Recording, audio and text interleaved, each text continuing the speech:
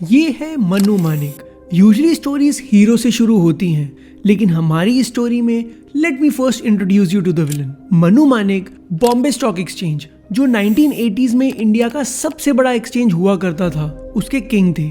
US की wall street का तो पता नहीं, लेकिन इंडिया की दलाल स्ट्रीट जहां बीएससी लोकेटेड है, उसे मनु मानिक ही डोमिनेट करते थे। Often called the black cobra of the market. उनका इन्फ्लुएंस इतना ज्यादा था कि वो किसी भी कंपनी के शेयर्स को गिरा सकते थे, और इसीलिए कंपनी चाहे कोई भी हो, बड़ी हो या छोटी, टाटास हो या बिरलास, सब मार्केट में मनु मानिक के आगे झुकते थे। लेकिन इनमें से एक बिजनेसमैन थे जिन्होंने मनु मानिक के रूल्स को एक्सेप्ट नहीं किया। He was the first man to stand against Manu Manik. Indian business के राइजिंग स्टार और रिटेल इन्वेस्टर्स के हीरो, the man was Dhiraj Lal Hirachand Ambani, also known as Dhirubhai Ambani. जहां एक side Manu Manik stock brokers के किंग थे, वहीं धीरूभाई अंबानी इंडिया की हर मिडिल क्लास फैमिली की होप थे। तो क्या होगा जब ये दोनों जायंट्स क्लैश करेंगे? Who will win? क्या धीरूभाई अंबानी कॉमन मैन के ट्रस्ट को मेंटेन कर पाएंगे, या इस बार भी मनु मानिक धीरूभाई जैसे एक आउटसाइडर को अपनी पावर से सप्रेस कर देंगे? गुजरात के एक छोटे से गांव का लड़का इंडियन इंडस्ट्रीज की शान बन जाता है। Our dreams have to be bigger, our ambition higher, our commitment deeper. This is my dream for Reliance. In fact, it is my dream for India. Hi guys, welcome to learners lounge. I am Inder Kapoor, और आज के episode में we are going to discuss the iconic battle between the king of PSC Manu Manik and the inspiration of common man Dhirubhai Ambani. एक stock market में दो type के operators होते हैं। पहले होते हैं बुल्स, मतलब वो लोग जो एक कंपनी के शेयर प्राइस बढ़ने पे प्रॉफिट्स कमाते हैं, और जितना ज्यादा प्राइस होता है उतने ही ज्यादा उनके प्रॉफिट्स होते हैं। कैसे? बुल्स एक शेयर को तब बाय करते हैं जब उसका प्राइस बहुत कम होता है, और उसे तब सेल करते हैं जब वो बढ़ के डबल या ट्रिपल हो जाता है। तो उनकी बेट्स कंपनी की ग्रोथ पे डिपेंड करती हैं। और दूसरे होते हैं बेयर्स, मतलब वो लोग जो कंपनी के शेयर गिरने पे प्रॉफिट्स कमाते हैं। शेयर अगर बहुत हाई प्राइस पे कोट करता है तो उन्हें ये बेयर्स नीचे लेके आते हैं, और जितना प्राइस गिरता है उतना ही इनका बेनिफिट होता है। अब ये कैसे होता है? पहले बेयर ऑपरेटर्स वो कंपनी ढूंढते हैं जिसका शेयर प्राइस हाई होता है, फिर वो उस कंपनी के शेयर्स को किसी स्टॉक ब्रोकर से बोरो कर लेते हैं with the promise to return the shares in some time. तो मानो कि कंपनी ए का शेयर प्राइस 2000 पे है, जिसे बियर्स ने ब्रोकर से बोरो किया। Once they get the shares, वो उन शेयर्स को मार्केट में सेल करने लगते हैं, और वो एक या दो शेयर नहीं बल्कि बल्क में शेयर सेल करते हैं। मतलब उन्होंने बहुत सारे शेयर्स बोरो किए। Let's say in this scenario उन्होंने कंपनी ए के 1 लाख शेयर्स बोरो किए और मार्केट में सेल करने शुरू कर दिए। This means in total the bears sold 20 crore worth of company A's shares in the market. अब अगर इतने शेयर मार्केट में सेल किए जाएंगे तो ऑब्वियस सी बात है कि सेलिंग प्रेशर की वजह से कंपनी ए का share price will start falling and say it falls to ₹1500। The moment the bears notice this fall, वो शेयर्स को उसी क्वांटिटी में बायबैक कर लेते हैं जिस क्वांटिटी में उन्होंने सेल किए थे। But understand that while they sold 20 crores worth of shares, उन्होंने वही शेयर्स 15 crores में ही बाय बैक कर लिए, और इन दोनों प्राइजेस का डिफरेंस बियर्स का प्रॉफिट होता है, क्योंकि शेयर्स बाय बैक करने के बाद बियर्स ये सारे शेयर इनके ओरिजिनल ओनर ब्रोकर्स को रिटर्न कर देते हैं, and in the process take away 5 crore rupees in profits. इस पूरे प्रोसेस को फाइनेंशियल लैंग्वेज में शॉर्ट सेलिंग कहते हैं, a technique which allows the bears to sell the shares they do not even own. और जब मार्केट के सारे बियर्स साथ मिलके किसी स्टॉक को अटैक करते हैं तो इन्हें हम बियर कार्टेल बोलते हैं।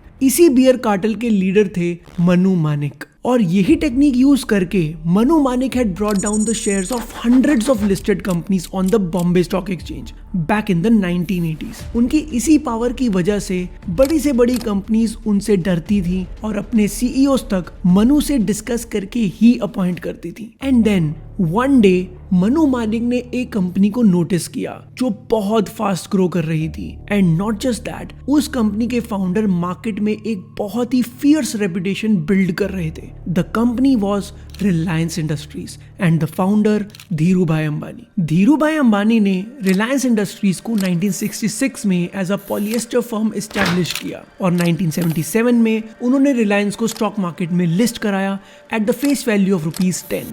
Within a year, Reliance का शेयर प्राइस reached ₹50, which was 5 times since its IPO. और अगले 5 साल में Reliance का शेयर प्राइस ₹180 टच कर गया, that is 18 times the IPO price. इस massive प्राइस इंक्रीज की वजह से people started trusting Dhirubhai Ambani और बहुत सारे middle class retail investors Reliance में इन्वेस्ट करने लगे. Slowly, धीरूभाई's rags to riches story began to make home in the heart of every Indian household and people started treating him like a god. गुरु भाई जादूगर है, 10 लोग गुरु भाई जैसे हो तो सारी गरीबी मिट जाएगी, सच्ची. लेकिन रिलायंस और अंबानी की यही बढ़ती हुई पॉपुलैरिटी मनु मानिक और उनके बियर कार्टेल को परेशान करने लगी. It was getting unbearable for them to see an outsider making a name in the market. और तभी उन्होंने एक राइट अपॉर्चुनिटी का वेट करना स्टार्ट कर दिया to assert their dominance and to bring Ambani down to his knees. 1982 में finally उन्हें वो अपॉर्चुनिटी मिली. इस साल मार्केट में कुछ ऐसे रूमर्स चल रहे थे कि Reliance is going through some kind of financial crunch. जैसे ही ये न्यूज मनु मानिक को मिली, he saw this as a perfect movement to hammer Reliance shares. मेरे ख्याल से यही मौका है, मंदी की पोजीशन बना लो, मार्केट को ही तोड़ देते हैं. And on 18th March 1982 Manu Manik और उनके बियर कार्टेल ने रिलायंस के शेयर्स को शॉर्ट करना स्टार्ट कर दिया. अगले 2 दिनों में उन्होंने रिलायंस के more than 3.5 lakh share sell कर दिए, जिसकी वजह से रिलायंस का शेयर प्राइस 131 रुपीज से 121 पे आ गया. That is, it went down by more than 7%. ये इवेंट इंडियन स्टॉक मार्केट के लिए किसी सुनामी से कम नहीं था. ऑल ऑफ अ सडन सारी बड़ी कंपनीज के शेयर्स रिलायंस के साथ गिरने लगे. 3.5 लाख शेयर ठोके हैं किसी ने रिलायंस के मार्केट में. बाजार भागे, टेल्को, टिस्को, सबका बहुत माल बिका है. 8-10% क्रैश हुआ है भाई. अगले 2 वीक्स में बियर कार्टेल ने रिलायंस के टोटल 28 लाख शेयर्स में से 11 लाख शेयर्स सेल किए, जिसकी total value was around 16 crore. And remember, we are talking about the 1980s और 16 करोड़ उस टाइम पे एक बहुत बड़ा अमाउंट था. इंटरेस्टिंगली, बियर कार्टेल ने कुछ शेयर्स तो स्टॉक ब्रोकर्स से बोरो करके सेल किए, लेकिन बाकी सारे शेयर्स उन्होंने बिना बोरो या ओन किए सेल कर दिए. अब आप सोच रहे होंगे कि जब बियर कार्टेल के पास शेयर्स थे ही नहीं तो उन्होंने सेल कैसे कर दिए. Actually during those days market में 14 डेज का सेटलमेंट पीरियड होता था. मतलब अगर पर्सन ए ने पर्सन बी को एक शेयर सेल किया है तो ही could deliver the share to person B on the 14th day of the trade. This means that person A had 14 days before he had to finally transfer the share. तो bears ने सोचा कि जैसे ही वो रिलायंस के शेयर सेल करेंगे, इनका price गिर जाएगा और वो इन शेयर्स को 14 डेज से पहले ही लो प्राइस में बाय करके 14 डे पे इन्हें बायर्स को डिलीवर कर देंगे.